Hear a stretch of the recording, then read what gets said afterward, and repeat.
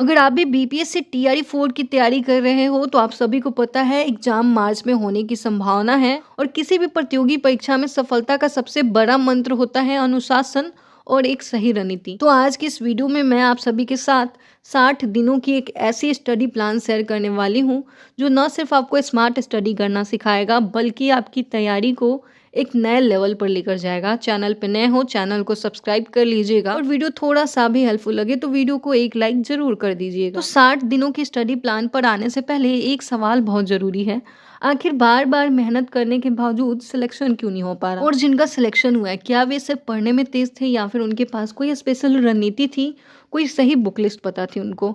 तो बहुत सारे स्टूडेंट मेहनत तो करते हैं लेकिन फिर भी रिजल्ट नहीं आ पाता। तो सवाल ये नहीं है कि आप पढ़ रहे हो या नहीं पढ़ रहे, सवाल ये है कि क्या आप सही तरीके से पढ़ रहे हो। आज के इस वीडियो में हम ये भी समझेंगे कि ज़्यादातर स्टूडेंट्स से कहाँ गलती हो रही है और सिलेक्टेड कैंडिडेट्स क्या अलग करते हैं। अब बात करते हैं उस हिस्से की जो आपकी तैयारी की दिशा तय करता है। बहुत सारे स्टूडेंट सिलेक्शन इसलिए नहीं ले पाते क्योंकि ये शुरुआत में ही एक बड़ी गलती कर बैठते हैं। लोग मार्केट से कई सारी किताबें इकट्ठा कर लेते हैं लेकिन उनमें से किसी एक किताब को भी ठीक से पूरा नहीं कर पाते।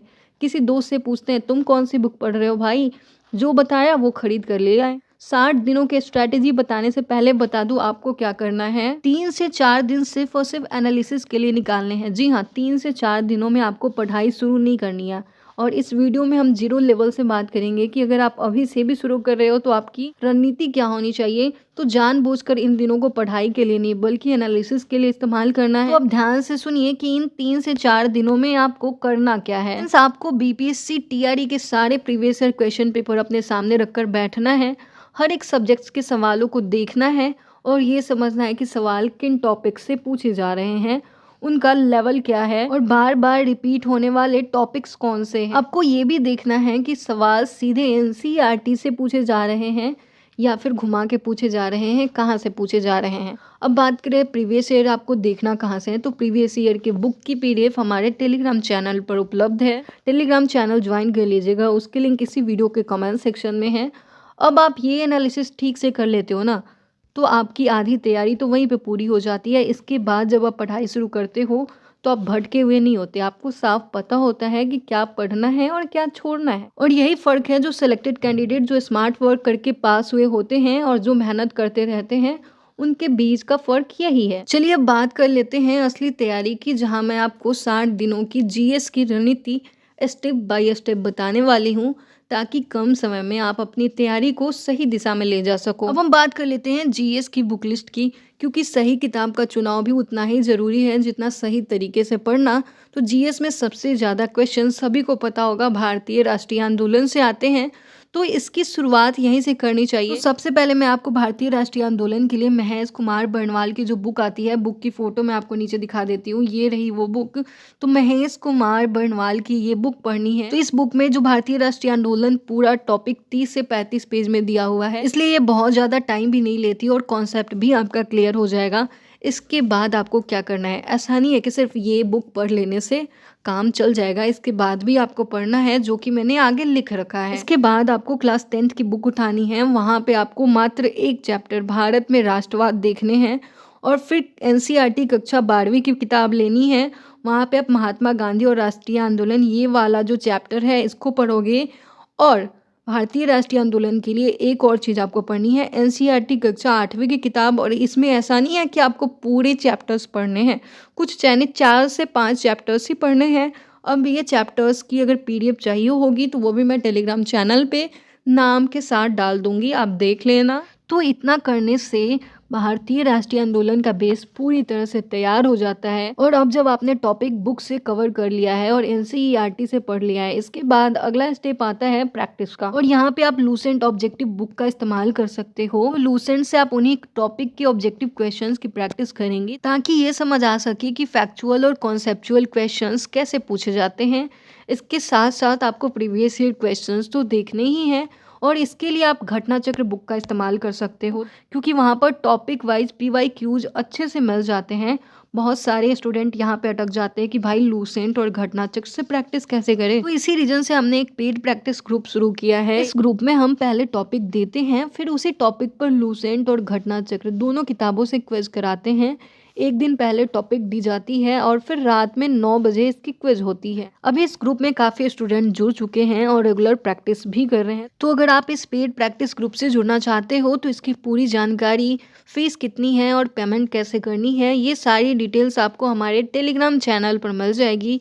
वहीं पर ज्वाइन करने का प्रोसेस स्टेप बाय स्टेप बताया गया है। अगर किसी को फिर भी डाउट रहता है तो आप हमारे व्हाट्सएप पर भी कांटेक्ट कर सकते हो। हमारी टीम आपको पूरी डिटेल्स भेज देगी। अब इसी पैटर्न पर आगे बाकी सब्जेक्ट्स की तैयारी करनी है।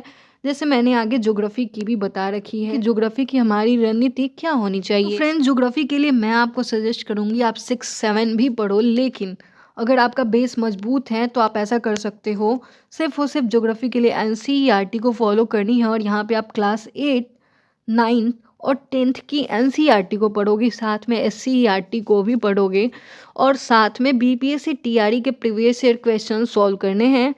और अगर आपने पहले से ज्योग्राफी पढ़ रखी है, जैसे एनसीईआरटी सार संग्रह जो बुक है महेश बर्णवाल की, उसको तो पढ़ना ही है सारे सब्जेक्ट्स के लिए।